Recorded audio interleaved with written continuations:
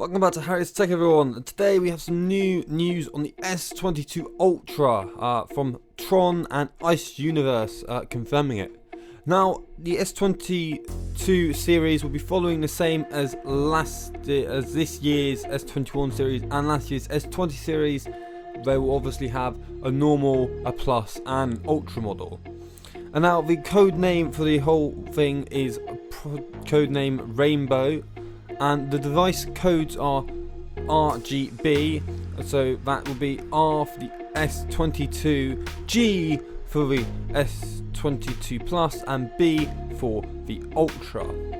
And Samsung Ice Universe confirms this with nice.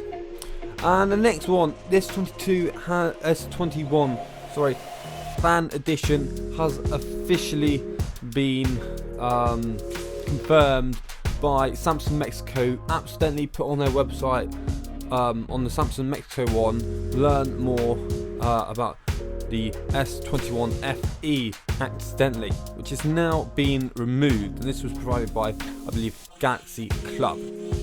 And now from Michelle Rahman, the editor-in-chief of XDA, said she's just been informed that Google is testing support for Android 12's ultra-wideband API on Raven, which is one of the code names that could belong to the GS101 powered next-gen Pixels. And that is GS101 is their Google Pixel smartphone processor made by Google, well, designed by Google, made by Samsung for the next flagship phones, which will be on 5 nanometers. Anyway, that's all the news for today. If you did like this video, please leave a like, subscribe, and I'll see you in the next one.